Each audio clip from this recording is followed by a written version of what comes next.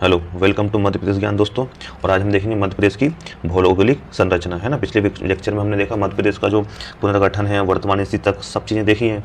तो आप इसके पहले एक वीडियो डाले हैं, एक दो वीडियो डाले हैं, तो आप वो देख लीजिएगा। तो उससे आपको डिटेल में और जहाँ कन्फ्यूजन थी आपको सब क्लियर हो जाएगी। ठीक, इसके बाद हम देखेंगे मध्य प्रदेश की भौगोलिक स्थिति। हमारे पास डिजिटल बोर्ड वगैरह तो कुछ नहीं है, इसलिए हम इसी पे आपको कॉपी पे तो मेंस के फॉर्म में, मेंस के जो नोट्स की तरह है ना, पूरा डिस्क्रिप्टिव तरीके से पूरी इंट्रो वगैरह कैसे बनाते हैं उसके साथ में आपको बता रहे हैं। ठीक है, तो चलिए शुरू करते हैं। मध्य प्रदेश भौगोलिक संरचना की दृष्टि से भारत के प्रायद्वीप पठार के उत्तरी भाग में स्थित है।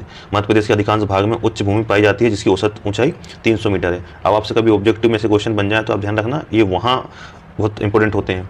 इसकी भौगोलिक संरचना में पर्वत, पठार, झील, मैदान आदि सभी प्रकार की स्थलाकृतियाँ पाई जाती हैं। अब देखिए, ये तो एक इंट्रो था मध्य प्रदेश की भौगोलिक संरचना का। अब देखिए यहाँ पर जो फिजियोग्राफिक मैप ऑफ इंडिया ने मध्य प्रदेश को 3 भागों में बांटा है। अब ये 3 बड़े भाग कौन से हैं? पहला है मध्य प्रदेश की भौगोलिक संरचना या प्राकृतिक विभाजन में, एक मध्य उच्च प्रदेश, दूसरा सतपुड़ा मेकल श्रेणी और तीसरा पूर्वी पठार है। तो ये 3 श्रेणियों में बांटा है।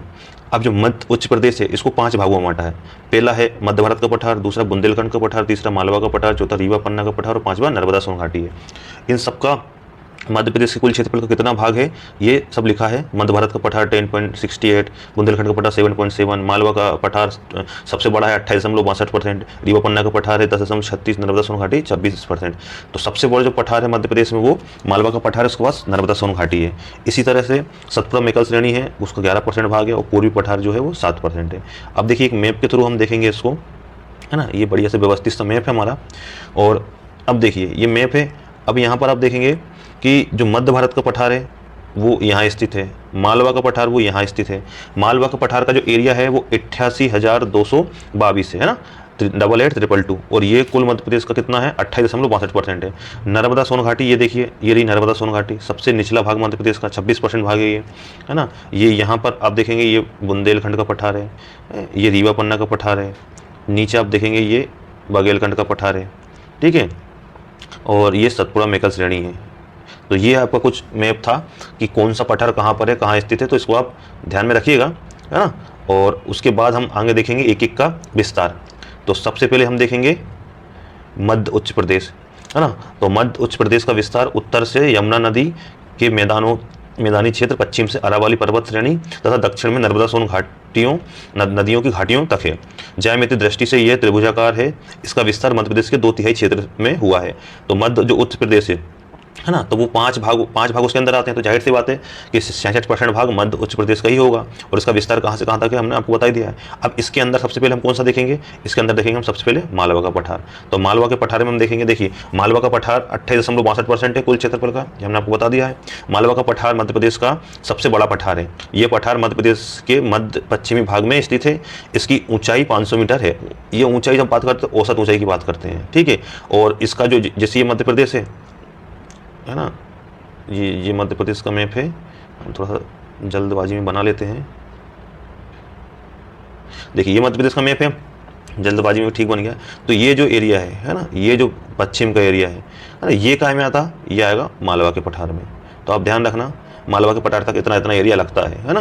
तो अब देखना, इसके बाद देखना कि इसकी जो विस्तार है, अच्छा, वो 22 डिग्री 17 मिनट से 25 डिग्री 8 मिनट उत्तरी अक्षांश है। उत्तरी अक्षांश क्या होता है? जैसे मैंने आपको बताया था कि जैसे ये मैप है ना, तो ये यहाँ से जो मालवा का पठार है, तो उत्तरी अक्षांश ये यहाँ से, ये 22 डिग्री 17 मिनट से ये 25 डिग्री 17 मिनट। अब ऐसे इस तरफ से रहेगा, कितना रहेगा? 74 डिग्री 20 मिनट, है ना। और फिर इस तरफ रहेगा, वो इस तरफ जहाँ तक विस्तार है, कहाँ तक इसका? 79 डिग्री 20 मिनट। तो ये होता है अक्षांशीय देशांतीय विस्तार, है ना। तो आप इसको देख लीजिएगा, इतना ही लिखा है। अच्छा, अवस्थिति देखिए, करके देखा इसमें से गुजरती है ना, मध्य प्रदेश से बीच से गुजरती है, तो मालवा से भी गुजरती है। इस पठार के उत्तर में मध्य भारत एवं बुंदेलखंड का पठार है।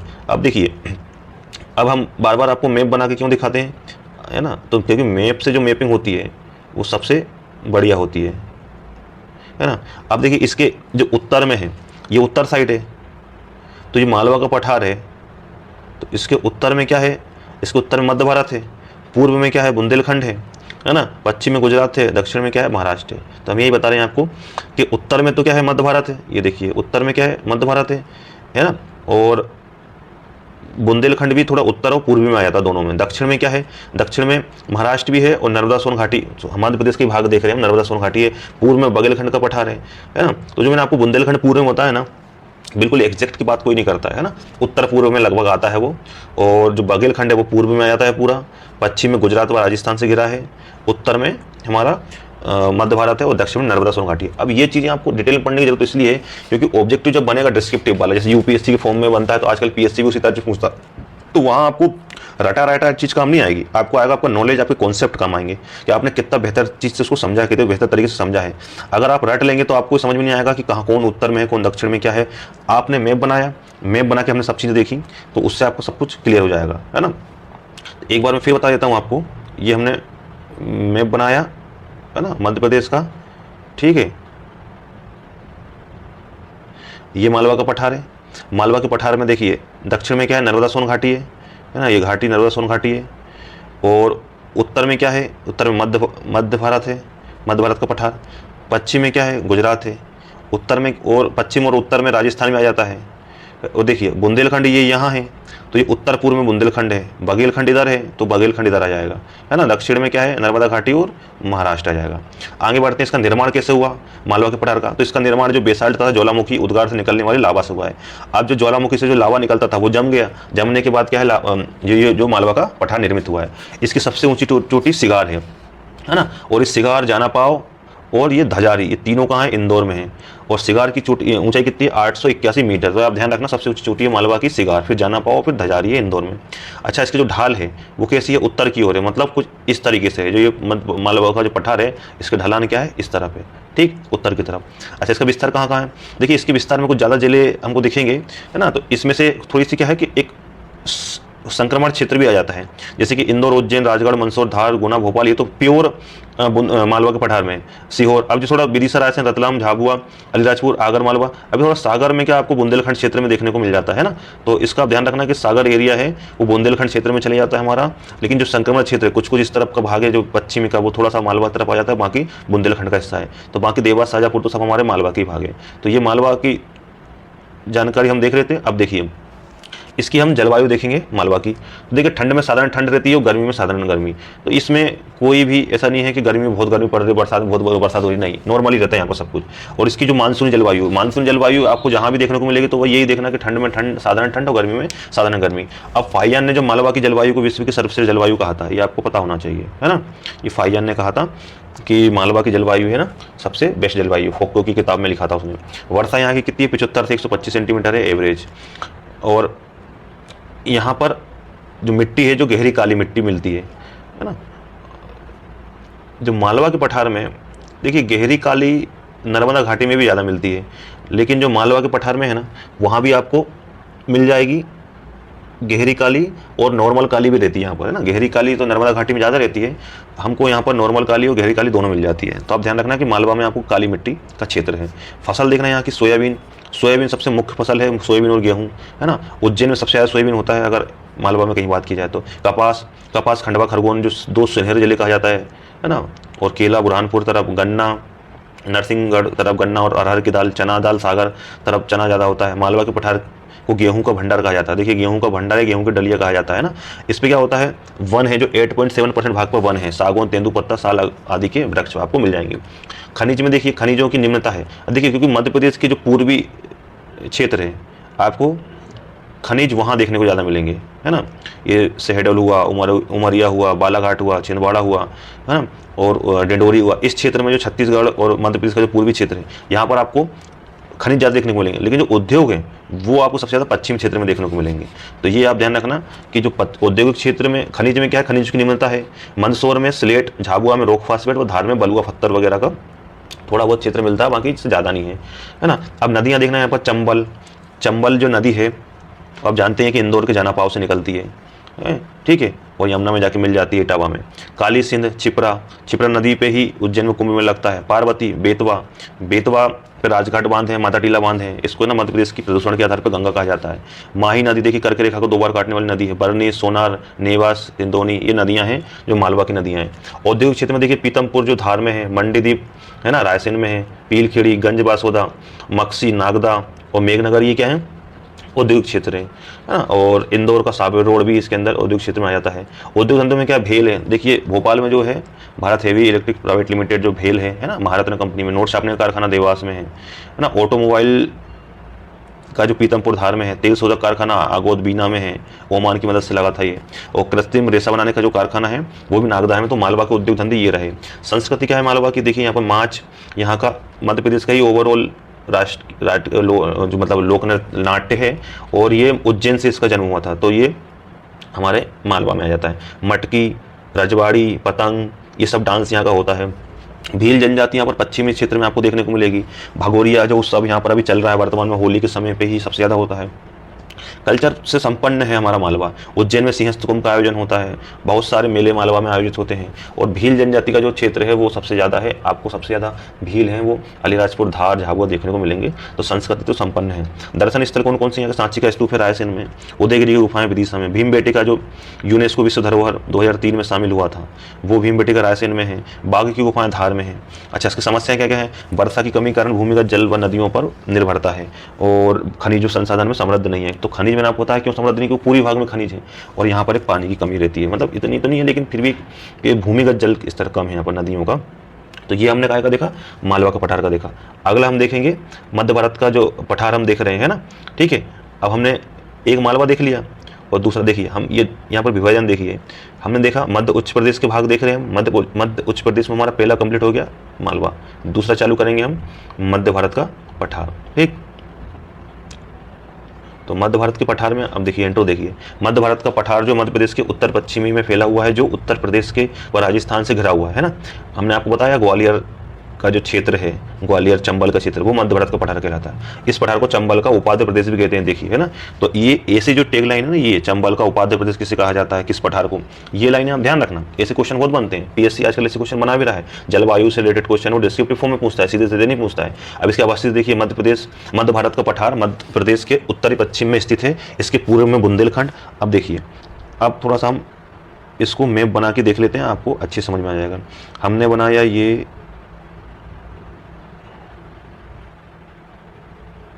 मैप, ठीक है। ये मध्य प्रदेश का मैप है, जगह कम होने के कारण ऐसा बना थोड़ा और अच्छा बन जाता। अब ये रीजन है जो ये काय का है, मध्य भारत का है। अब देखिए इसके जो दक्षिण पूर्व में यहाँ बुंदेलखंड है, तो दक्षिण पूर्व आ जाएगा, लेकिन ठीक है पूर्व भी लिखा है हमने। तो पूर्व में क्या है, क्योंकि ये उत्तर प्रदेश का ये क्षेत्र है, ये भी बुंदेलखंड है, तो पूर्व में बुंदेलखंड है ना, पूर्व में बुंदेलखंड है। और उसके बाद क्या है कि यमुना बेसिन तथा पश्चिम में क्या है, अरावली। देखिए राजस्थान का जो क्षेत्र है यहाँ पर ये अरावली पर्वत है ना, ये अरावली पर्वत है, तो पश्चिम में अरावली पर्वत हो गया। और उत्तर में क्या है, गंगा यमुना बेसिन है, तो जो उत्तरी भाग है ना, तो ये उत्तरी भाग है, तो यहाँ पर क्या है, गंगा यमुना बेसिन है। तो आप इस लोकेशन को ध्यान रखना।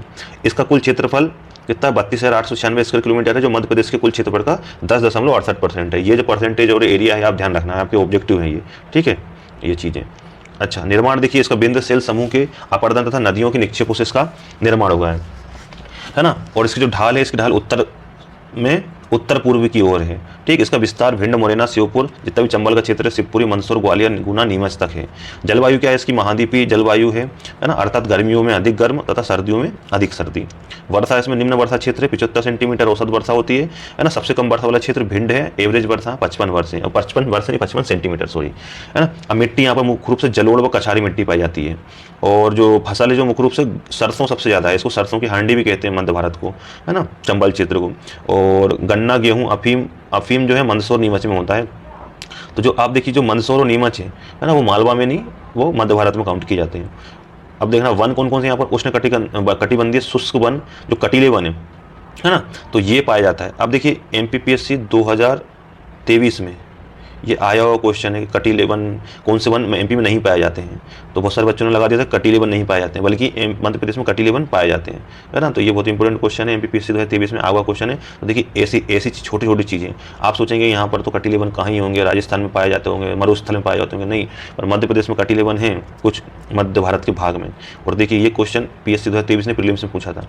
मुख्यतः शीशम, खेर और बबूल ये यहाँ पर वन है। नदियाँ क्या है, चंबल मुख्य नदी है ना, और पार्वती, कूनो, कुंवारी। चंबल मुख्य नदी क्यों है, क्योंकि निकलती इंदौर से, लेकिन जाती कहाँ है, वो मध्य भारत के भाग में है ना, चंबल के पठार में। और चंबल नदी के कारण ही उस क्षेत्र का नाम चंबल का क्षेत्र पड़ा, और वहीं चंबल के डाकूपन पे, क्योंकि वहाँ बीहड़ बन जाते थे। बीहड़ क्या बहुत बड़े बड़े होते थे जिसमें छिपना आसान हो जाता था, है ना, तो उसमें डाकू वगैरह आसानी से रह लेते थे। खनिज यहाँ पर चीनी मिट्टी, चूना पत्थर, इमारती पत्थर व संगमरमर है। ठीक, जो कलरफुल संगमरमर है वो मध्य भारत में आपको ग्वालियर क्षेत्र में मिल जाएगा। औद्योगिक क्षेत्र में क्या है, भिंड का मालनपुर औद्योगिक क्षेत्र है। ऑयल एवं पशु आहार संयंत्र मुरैना में है। सीमेंट फैक्ट्री नीमच बामनोर में है, 2019 में पीएससी में आया हुआ क्वेश्चन है। एल्कोलाइट फैक्ट्री नीमच में है ना। कत्था बनाने का कारखाना सिपपुर बामनोर में है, मुरैना में, सिपपुर में है, बामनोर मुरैना में। शक्कर की जो फैक्ट्री केलारस मुरैना में है। तो ये यहाँ के औद्योगिक क्षेत्र हैं। लेकिन फिर भी है ना, औद्योगिक क्षेत्र ये तो सब अब क्या बताऊँ आपको, नाम के होते हैं, इतना जॉब्स वगैरह इसमें नहीं है कि पूरे चंबल क्षेत्र को वो जो रोजगार देते हैं, इसलिए सबसे ज़्यादा लोग इंदौर, भोपाल, जबलपुर तरफ ही आते हैं। उस क्षेत्र में है ग्वालियर है जो रोजगार का हब है, तो एजुकेशन का हब है ना, बल्कि इतना डेवलपमेंट अभी है नहीं चंबल क्षेत्र में। ठीक है। संस्कृति, यहाँ मुख्य रूप से सहरिया जनजाति पाई जाती है ना। तो सहरिया जनजाति का जो मुख्य शहर है वो श्योपुर है। अत्यंत सीधी जनजाति है, और इसके बारे में हम जनजाति के चैप्टर में डिटेल से पढ़ेंगे। प्रमुख दर्शन स्थल क्या क्या है यहाँ के, ग्वालियर का किला, गुजरी महल, सास बहू मंदिर, तेली का मंदिर, है ना। और ये जो सास बहू मंदिर है वो एक्चुअली सहस्त्रबाहु मंदिर था, धीरे धीरे इसका नाम सास बहू पड़ गया। तानसेन व गैस, मोहम्मद गौस, एक गैस हो गया है ना, ये गौस लिखा, मोहम्मद गौस का मकबरा, शिवपुरी का माधव राष्ट्रीय उद्यान, पीर पुधन का मेला, है ना, हिंडोला द्वार, ETC है ना। ये इतनी चीज़ें यहाँ की दर्शनीय स्थल है। समस्या क्या है यहाँ की, मृदा अपर्दन व जलांक्रांत प्रमुख है। तो देखिए मृदा अपर्दन, जो मिट्टी का कटाव यहाँ पर ज़्यादा होता है, जिस कारण क्या है, चंबल का बीहड़ बन गए हैं, और डकैतों का शरण स्थल बन गया, बाढ़ से प्रभावित क्षेत्र हो गया। विशेष क्या, इसको सरसों की हांडी कहते हैं। बीहड़ प्रभावित क्षेत्र है। सबसे ऊंची चोटी है ना, मध्य भारत की सबसे ऊंची चोटी कौन सी है, मध्य भारत की सबसे ऊंची चोटी है वो है टोंगरा, 430 मीटर ऊंची है, श्योपुर में है। ठीक, तो हमने दो देख लिए। क्या देख लिया, एक हमने देख लिया कि मालवा का पठार देख लिया, दूसरा हमने देख लिया मध्य भारत का पठार देख लिया, तीसरा हम देखेंगे बुंदेलखंड का पठार। ठीक है, तो ये चले हम बुंदेलखंड के पठार पे। ये कुल भाग का 7.7% है ना। मध्य प्रदेश के उत्तरी भाग में विस्तृत ये भाग उत्तर प्रदेश तक फैला हुआ है। इसका कुल क्षेत्रफल 23,737 स्क्वायर किलोमीटर है, जो मध्य प्रदेश के कुल क्षेत्रफल का 7.7 किलोमीटर है। इस पठार की सबसे ऊंची चोटी है सिद्ध बाबा की चोटी, है ना, 1172 मीटर ऊंची। इन पठारों में आप औसत वर्षा, फसल और इसकी लोकेशन, इसकी जलवायु और इसकी सबसे ऊंची चोटी, तो आप बिल्कुल ध्यान रखना कि सबसे ऊंची चोटी कौन सी है, वो पूछा जाता है ना। ये सूखे से प्रभावित क्षेत्र है। यहाँ पर केन बेतवा जो नदी है, इन दोनों का लिंक है, दोनों लिंक वो इसका प्रभाव जो चालू होने के बाद वो क्षेत्र है वो सूखे की समस्या से खत्म हो जाएगा। यहाँ पर सूखे की समस्या बहुत ज़्यादा, बुंदेलखंड में पानी की, जिस कारण ये क्षेत्र पनप नहीं पाया है। अच्छा, इसकी अवस्थिति क्या है, ये पठार दक्षिण में नर्मदा सोन घाटी तथा मालवा का पठार, पूर्व में रीवा पन्ना का पठार, पश्चिम में मध्य भारत का पठार तथा उत्तर में गंगा यमुना बेसिन है। देखिए हम थोड़ा सा इसको एक मैप बना कर देख लेते हैं। इसका भी जब सबका ही देख रहे हैं तो बुंदेलखंड का भी देखने में क्या हर्ज है।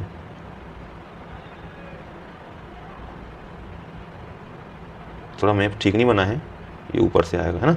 तो देखिए ये जो रीजन है ये बुंदेलखंड का रीजन है। अब वो क्या कह रहा है, दक्षिण में नर्मदा सोन घाटी। तो देखिए ये दक्षिण में क्या हो गया, नर्मदा सोन घाटी इधर है, और यही क्या है, दक्षिण पश्चिम में मालवा का पठार, है ना। तो इन्होंने दक्षिण पश्चिम देख लेना आप, इसकी लोकेशन है ना, दक्षिण पश्चिम है मालवा के पठार की, दक्षिण है नर्मदा सोन घाटी। नर्मदा सोन घाटी यहाँ से, इसलिए पूरा दक्षिण में जाएगा। पूर्व में क्या है, इसके यहाँ पर जो ये जो मालवा का पठार है वो बुंदेलखंड का, इसका रीवा पन्ना का पठार है पूर्व में, है ना। इधर रीवा का पन्ना पठार है, तो पूर्व में रीवा पन्ना का पठार आ गया।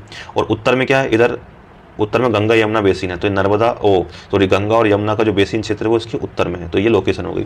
इसका निर्माण कैसे, ग्रेनाइट व नीच चट्टानों से हुआ था। ढाल इसकी उत्तर पूर्व की तरफ है। विस्तार इसका देखिए, दतिया जो मध्य भारत का जो दतिया है वो हमारा बुंदेलखंड में आता है। छतरपुर, टीकमगढ़, निमाड़ी तथा शिवपुरी, ग्वालियर व भिंड की कुछ तहसीलें। देखिए शिवपुरी, ग्वालियर और जो भिंड हैं ये तो आपके मध्य भारत में आते हैं, लेकिन कुछ तहसीलें हैं जो वो आ जाती हैं बिल्कुल, क्योंकि ये ऐसा है क्योंकि बॉर्डर वाले एरिया है ना। तो जो आसपास का जो संक्रमण क्षेत्र है ना, इसमें भाषा कल्चर सब सेम होता है। इस कारण क्या है कि ये एक ही उसमें रीजन में आ जाते हैं।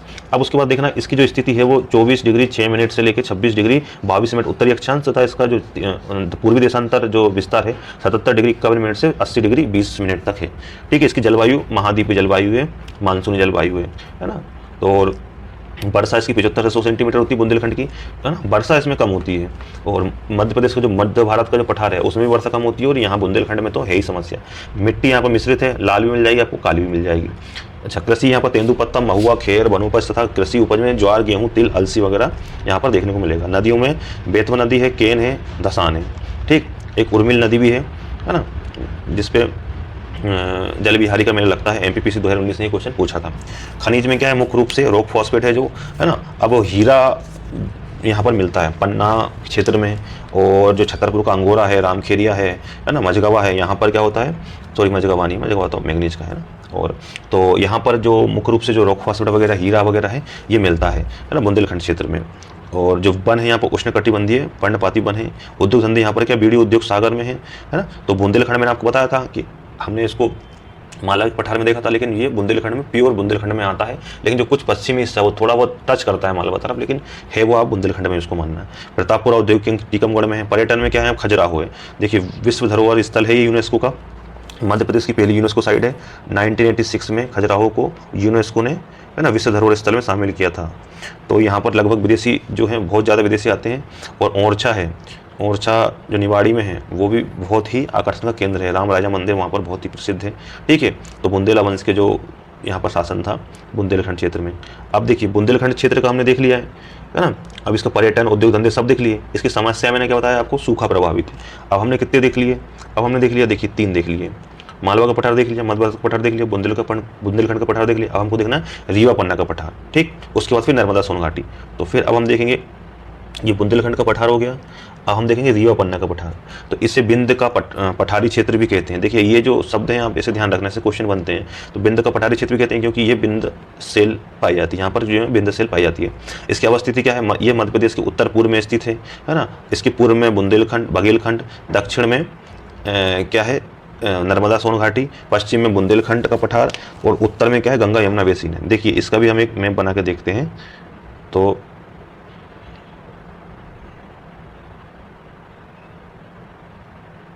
ये हमने मैप बनाया है, इसको थोड़ा साइड में खस कर देते हैं। ये मध्य प्रदेश का मैप है। अब वो क्या कह रहा है कि ये मध्य प्रदेश के उत्तर पूर्व में स्थित है। अब देखिए ये उत्तर पूर्व ये क्षेत्र है ना। इसका थोड़ा कलर बदल देते हैं, ग्रीन कर लेते हैं। अब देखिए ये जो क्षेत्र है ये है उत्तर पूर्व, और यहीं पर क्या है, बघेलखंड का पठार है। अब इसके जो पूर्व में है ना, पूर्व में बघेलखंड है। अब देखना इसको थोड़ा सा हम इधर बनाते हैं। जो रीवा पन्ना का जो पठार है ये रहा। अब इसके जो पूर्व में, अब इसके जो ये इस क्षेत्र में, अरे सॉरी, इस क्षेत्र में है क्या है हमारा, रीवा पन्ना का पठार है ना। अब इस क्षेत्र में देखना, इसके जो पूर्व में वो बघेलखंड का पठार आ जाएगा। अब बघेलखंड का जो पठार है ना, तो बघेलखंड का जो पठार है तो वो इस क्षेत्र में है ना। ये रहा बघेलखंड का पठार, तो वो पूर्व में हो गया। अब उसके बाद क्या कहा कि पश्चिम में बुंदेलखंड। तो देखिए पश्चिम में बुंदेलखंड हो गया। बिल्कुल एग्जैक्ट नहीं होता है ना, अगर आप सोचो कि बिल्कुल एग्जैक्ट बिल्कुल पश्चिम यहाँ होना चाहिए, तो इतनी ऐसा नहीं रहता है ना, थोड़ा सा है ना कॉमन रहता है, क्योंकि क्षेत्र बड़े हैं, बॉर्डर आड़ी टेढ़ी है इनकी, है ना। उत्तर में क्या है, उत्तर में गंगा यमुना बेसिन है। ठीक है, तो ये रहा था रीवा पन्ना के पठार का विस्तार। और रीवा पन्ना के पठार का बिल्कुल अगर सही विस्तार आपको देखना तो इस तरीके से आएगा। पूर्व में आपका ये आ जाएगा बघेलखंड का पठार, और ये आ जाएगा आपका बुंदेलखंड, है ना। तो इसको आप ध्यान रखना। इसका क्षेत्रफल देखिए, कुल क्षेत्रफल कितना है इसका क्षेत्रफल है 31,995.8 स्क्वायर किलोमीटर। मध्य प्रदेश के कुल क्षेत्रफल का 10.36% है ये। तो रीवा पन्ना के पठार का क्षेत्रफल कितना है और कितना परसेंट है कुल मध्य प्रदेश का, ये 10.36%। आप ये ध्यान रखना। इसका विस्तार है पन्ना, दमोह, सागर, सतना, रीवा जिले में है। इसकी अवस्थिति जो है 23 डिग्री 10 मिनट से 25 डिग्री 12 मिनट उत्तर अक्षांश से, तथा 78 डिग्री 4 मिनट से 82 डिग्री 18 मिनट पूर्वी देशांतर तक है। इसका निर्माण कटप्पा और बिंद सेल समूह से निर्मित है ना। जलवायु क्या है इसकी, महाद्वीपीय जलवायु है। गर्मी में साधारण गर्म और ठंड में अधिक ठंड। इसमें औसत वर्षा 125 सेंटीमीटर है। मिट्टी इसमें मिश्रित मिल जाएगी आपको, है ना। गेहूं, ज्वार, तिलहन, चावल आदि इसमें कृषि होती है। नदियाँ पर टोंस, केन, सोन, बीहड़, है ना। मध्य प्रदेश का सबसे बड़ा जो जलप्रपात है वो चचाई जलप्रपात, है ना, ये बीहड़ नदी पे है, रीवा पर है। अन्य जो जलप्रपात है वो केवटी, बियाबन यहीं पर ही है। ठीक है, चूना खनिज सतना में है, हीरा जो पन्ना में है ना, कोरंडम रीवा में है, और गेरू यहाँ पर मुख्य है। तो आप ये ध्यान रखना, जो गेरू है वो रीवा पन्ना पठार का मुख्य है। और हीरे के बारे में PSC 2019 में क्वेश्चन पूछ चुका है, और PSC के हर एग्जाम में लगभग आता है कि हीरा कहाँ पाया जाता है। अच्छा, उद्योग धंधे देखिए, यहाँ पर उद्योग धंधे, यहाँ पर सतना में सीमेंट का जो उद्योग है, और हीरा तराशने का कारखाना वो पन्ना में है। तो ये हो गया हमारा रीवा पन्ना का पठार। अब देखिए रीवा पन्ना के पठार के वन देखिए, यहाँ पर उष्णकटिबंधीय पर्णपाती वन है। सागौन, शीशम, नीम, पीपल आदि पाए जाते हैं। पन्ना राष्ट्रीय उद्यान यहाँ पर स्थित है ना। संस्कृति में क्या है इसकी, देखिए कोल जनजाति रीवा में मिल जाएगी आपको। इसके जो लोक नृत्य, कोल के दहका वगैरह, भाषा इसकी बुंदेली और बघेली दोनों हैं। दर्शन स्थल क्या क्या है यहाँ पर, बरहुत स्तूप, मेहर, शारदा माता का जो मंदिर है, अलाउद्दीन संगीत अकादमी है ना, सतना में है। गोविंदगढ़ का किला, बसामन मामा की तपोस्थली, ये यहाँ की दर्शनीय स्थल है। समस्याएं क्या है यहाँ पर? औद्योगिक निम्न औद्योगिक क्षेत्र है, निम्न कृषि भूमि है, और जो रेत का अवैध खनन है वो समस्या है। ठीक, और विशेष में क्या है, इसे बिंद कटकारी प्रदेश कहते हैं, स्कारपलैंड कहा जाता है, मैंने आपको शुरू में बता दिया है। इसकी सबसे ऊंची चोटी है गुडविल सद्भावना शिखर, है ना, जो 752 मीटर ऊंची है, दमोह में स्थित है, और जवेरा गुंबद दमोह में है। तो आप ये ध्यान रखना जानकारी। आखिरी हमारा जो है मध्य उच्च प्रदेश का, वो नर्मदा सोन घाटी है ना। तो नर्मदा सोन घाटी मध्य प्रदेश के पूर्वी तथा पश्चिमी भाग में नर्मदा सोन घाटी, नर्मदा सोन नदी की सकरी घाटियों के मध्य, है ना, देखिए सॉरी एक बार वापस पढ़ते हैं, थोड़ी कन्फ्यूजन हो रही थी। तो मध्य प्रदेश के पूर्वी तथा पश्चिमी भाग में नर्मदा तथा सोन नदी की सकरी घाटियों के मध्य। अब देखिए जो यहाँ से देखिए एक जो हमारी नर्मदा नदी गई है ना, और ये एक सोन नदी इस तरफ गई है पूर्व में, तो इसके जो बीच में है ना, एक सकरी घाटी है ना। तो अब ये जो सकरी घाटी है, तो उस वही क्या कहलाती है, हमारी नर्मदा सोन घाटी कहलाती है। तो जो नर्मदा और सोन के जो बीच में है, जो सकरी घाटी है, उन दोनों का नाम मिला क्या हो जाएगा, नर्मदा सोन घाटी हो जाएगा। ये दोनों साथ साथ नहीं चलती, सोन पूर्व में चली जाती है, लेकिन इनका ओरिजिन एक ही जगह से है, और उसके बीच से एक घाटी बनती है, इसलिए उसको नर्मदा सोन घाटी कहते हैं। और ये जो है मध्य प्रदेश का सबसे निचला भाग है, मतलब यहाँ पर सबसे ज़्यादा गर्त है ना, तथा यहाँ भारत की सबसे बड़ी रिफ्ट वैली है। ठीक है, तो ये इंट्रोडक्शन था नर्मदा सोन घाटी का। अच्छा, इसकी अवस्थिति देखते हैं। ये पठार सतपुड़ा मेकल श्रेणी के उत्तर में तथा इसके पूर्व में बागेलखंड तथा इसके पश्चिम में अरावली है। अब देखिए हम मैप बनाते हैं इसका मध्य प्रदेश का, फिर से ये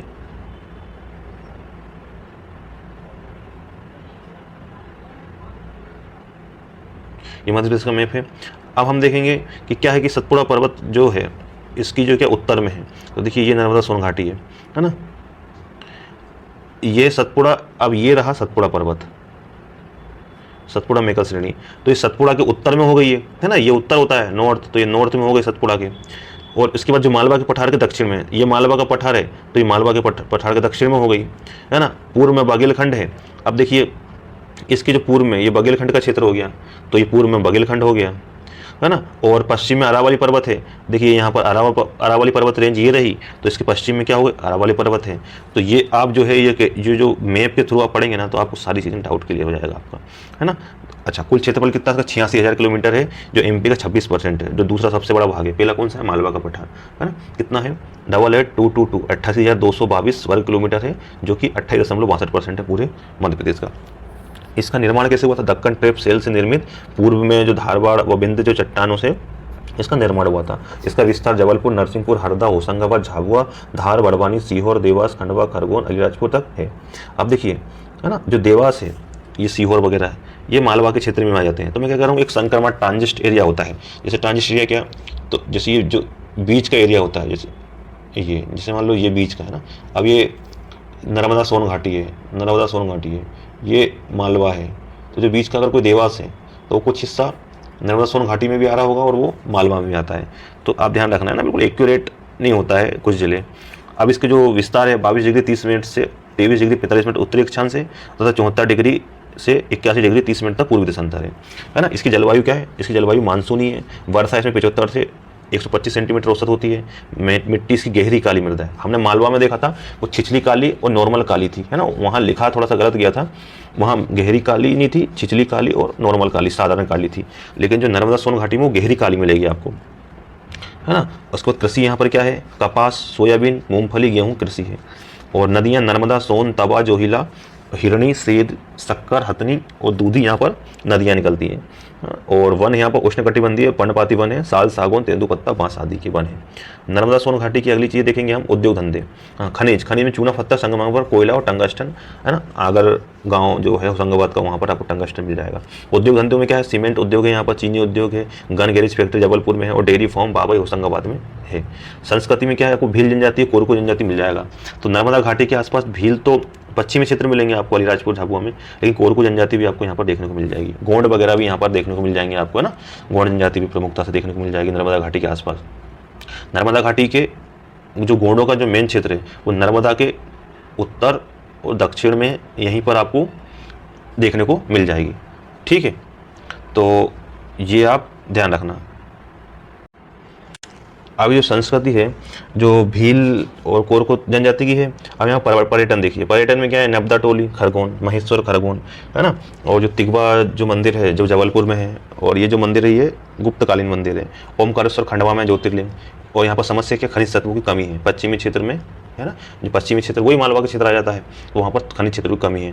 नर्मदा जो घाटी क्षेत्र को कृषि अर्थव्यवस्था की रीढ़ की हड्डी कहते हैं, है ना। यहाँ पर क्योंकि जो गेहूँ वगैरह, पानी वगैरह बहुत ज़्यादा नर्मदा नदी के कारण, तो गेहूँ वगैरह अच्छे से होता है। और 7 वर्ष कृषिकरण अवार्ड हमको मिला है मध्य प्रदेश को, तो वो नर्मदा घाटी क्षेत्र का ही इसमें विशेष योगदान रहा है।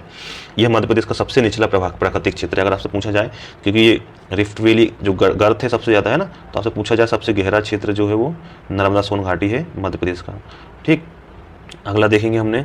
अब देखिए हमने एक क्षेत्र देख लिया, मध्य उच्च प्रदेश देख लिया है। जो दूसरा विभाजन था वो सतपुड़ा मेकल श्रेणी था, है ना। तो सतपुड़ा मेकल श्रेणी अब हम देखेंगे।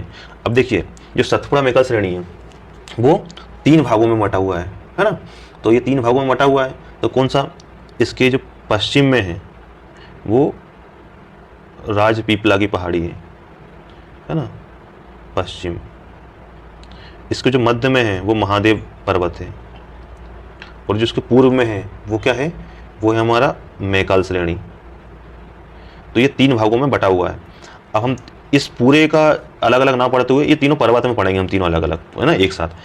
और इस अभी सतपुड़ा मैकाल श्रेणी को हम पूरे को एक साथ देख लेते हैं ना। लेकिन 3 भागों में बटा है, इसकी 3 अलग अलग कैटेगरी नहीं है, तो वो एक ही में सतपुड़ा मैकाल श्रेणी। लेकिन मैं आपको बता रहा हूँ, पश्चिम में राजपीपला की पहाड़ियाँ, मध्य में जहाँ पर हमारा जो पचमढ़ी है, और सॉरी धूपगढ़ है, सबसे ऊंची चोटी है जो मध्य प्रदेश की 1350 मीटर, वो महादेव में है, श्रेणी में है।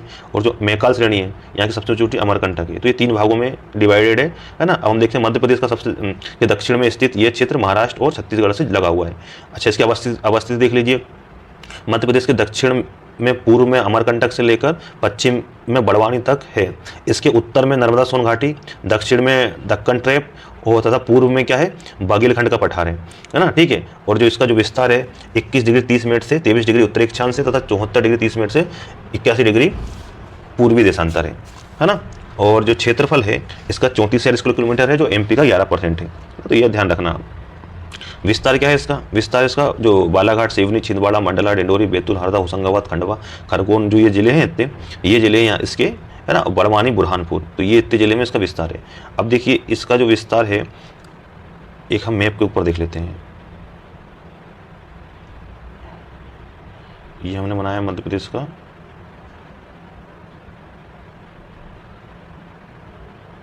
मैप, है ना। अब इसमें क्या लिखा है, इसमें लिखा है कि मध्य प्रदेश के दक्षिण के पूर्व, देखिए ये रही आपकी सतपुड़ा मैकाल श्रेणी। पहला वाला है मैकाल, दूसरा वाला है महादेव, तीसरा वाला है राजपीपला। ठीक है। अब इसके जो पूर्व में अमरकंटक से, देखो ये पूर्व में अमरकंटक है, यहाँ पर अमरकंटक में पूर्व से लेकर पश्चिम की बड़वानी तक, देखिए बड़वानी इस क्षेत्र में ही आता है, तो लेके फैला है। उत्तर में क्या है इसके, नर्मदा सोन घाटी, देखिए उत्तर में इसकी नर्मदा सोन घाटी यहाँ पर, है ना। और उसके बाद क्या है, उत्तर में नर्मदा सोन घाटी हो गई, दक्षिण में दक्कन ट्रैप, है ना। तो ये देखिए नीचे जो दक्षिण में इसके दक्कन ट्रैप है, पूर्व में बागेलखंड है, ये बागेलखंड है का पठार है ना। तो ये आप ध्यान रखना, ऐसे इस तरीके से आप पढ़ोगे तो आपको ध्यान रहेगा। इसका क्षेत्रफल देख लिया कितना है, एमपी का 11% है। विस्तार इसका देख लिया। जलवायु इसकी मानसूनी जलवायु, गर्मी में साधारण गर्मी और ठंड में अधिक ठंड है। इसकी में वर्षा 125 से 150 सेंटीमीटर औसत वर्षा है, और सर्वाधिक वर्षा वाला क्षेत्र है ये एमपी का, है ना। इसमें जो सर्वाधिक वर्षा पचमढ़ी में हुई थी 199 सेंटीमीटर। और इसकी जो मिट्टी है छछली, काली, साधारण काली, लाल, पीली, है ना। बालाघाट जो सिवनी में है वो लाल पीली आपको मिल जाएगी। थोड़ी सी लेटराइट मिट्टी भी आपको बालाघाट तरफ मिल जाएगी। तो ये मिट्टी थी यहाँ। कृषि क्या है, गेहूं, कपास, मूंगफली, ज्वार, चावल आदि। नदियाँ कौन कौन सी, ताप्ती, बेनगंगा, नर्मदा तथा सक्कर। और वन उष्णकटिबंधीय अर्धपर्णपाती वन है ना, सागौन, साल, हरा बांस आदि। सतपुड़ा जो राष्ट्रीय उद्यान है वो पेंच राष्ट्रीय उद्यान यहाँ का, है ना। 2 क्षेत्र, यहाँ पर 2 राष्ट्रीय उद्यान आते हैं। निर्माण में दक्कन ट्रैप और गोंडवाना सेल समूह से इसका निर्माण हुआ था। खनिज में तांबा, मैग्नीज, कोयला आपको इस क्षेत्र में प्रमुखता से मिल जाएगा। तो जो सबसे ज़्यादा जो खनिज क्षेत्र है वो इसी में ही है ना। उद्योग धंधे भले कम हो, लेकिन खनिज क्षेत्र से संपन्न है ये। अगला देखिए सांस्कृतिक विविधता में, देखिए यहाँ पर कोरकू, बेगा, भारिया और गोंड जनजाति आपको देखने को मिल जाएगी। और लोक नृत्य में चकोर, सुआ, खम्ब स्वांग, कोरकुओं का जो खम्ब स्वांग है यहाँ पर आपको देखने को मिलेगा। औद्योगिक क्षेत्र में आपको सिक्योरिटी पेपर मिल जो है ना, होशंगाबाद में, और भारवेली जो खान है बालाघाट में आपको वो मिल जाएगी। ठीक है। देखिए जो मैंने आपको पीछे वीडियो में कहीं कहा हुआ कि मजगवा, है ना, वो मजगवा तो हीरे की ही खान है, और हमने उसको तांबे की या मैंगनीज की बता दिया होगा पूर्व में, है ना। अभी ध्यान आया, वो पढ़ाते समय थोड़ा सा हो जाता है कन्फ्यूजन, तो उसका थोड़ा 19-20 का अंतर थोड़ा सा आप देख लीजिएगा ना। तो अब देख लीजिए, आगे देखेंगे वो भारवेली थी, वो जगह तो हीरे की ही खान है।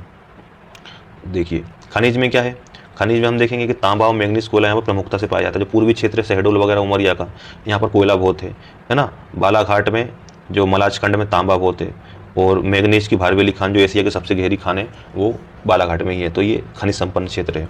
अब देखिए सतपुरा के जो 3 भागों में बांटा, मैंने आपको शुरू में बताया था। राजपीपला का भाग है पश्चिमी क्षेत्र में है, गुजरात व मध्य प्रदेश का भाग है ना, और पश्चिमी से बुरहानपुर तक फैला है। इसमें अखरानी की पहाड़ियाँ, बड़वानी की पहाड़ियाँ, अखरानी की पहाड़ियाँ 2000 PSC 22 में क्वेश्चन आया हुआ क्वेश्चन है ना। बड़वानी की, मथवार की, बीजागढ़ की, असीलगढ़ की पहाड़ियाँ आपको यहाँ देखने को मिलेगी। अब दूसरा देखिए सतपुड़ा का है महादेव श्रेणी। महादेव श्रेणी मध्य भाग है, धूपगढ़ चोटी इसकी सबसे ऊंची चोटी है, मध्य प्रदेश महाराष्ट्र में इसका फैलाव है। मैकाल श्रेणी देखिए पूर्वी भाग है सबसे, अर्धचंद्राकार आकृति लिए हुए हैं ये, और सबसे ऊंची चोटी इसकी अमरकंटक है ना। मध्य प्रदेश छत्तीसगढ़ में इसका विस्तार है। और समस्याएं क्या है इसकी, कम औद्योगिक विकास। देखिए कम औद्योगिक विकास है लेकिन खनिज यहाँ पर ज़्यादा है। मालवा में उल्टा है, खनिज नहीं है लेकिन वहाँ पर औद्योगिक विकास ज़्यादा है। खाद्य प्रसंस्करण की कमी है। नक्सल प्रभावित क्षेत्र है बालाघाट, छत्तीसगढ़ के कारण ये नक्सल प्रभावित क्षेत्र है। राजपीपला की सबसे ऊंची चोटी चूलगिरी है, 1215 मीटर, बड़वानी में, ये आप ध्यान रखना। आखिरी देखिए, आखिरी एक बचा है बघेलखंड का, पूर्वी पठार है ना, बघेलखंड का पठार। मध्य प्रदेश का यह पठार जो है उत्तर प्रदेश तथा छत्तीसगढ़ से लगा हुआ है ना, जिसे पूर्वी पठार के नाम से जाना जाता है। ये पठार मध्य प्रदेश का सबसे उद्योग पठार है। क्षेत्रफल लगभग 7% है। तो जो 7% क्षेत्रफल किसका है, हमारे बघेलखंड का है ना। यहाँ पर सतना में जो फैक्ट्रियाँ वगैरह लगी हैं काय की, सीमेंट वगैरह की, तो ये उद्योग धंधे भी थोड़े बहुत यहाँ पर हैं। अच्छा, अवस्थिति क्या है, ये पठार रीवा पन्ना के पठार के दक्षिण में, सतपुड़ा पर्वत श्रेणी के उत्तर में स्थित है। देखिए हम मैप बनाते हैं।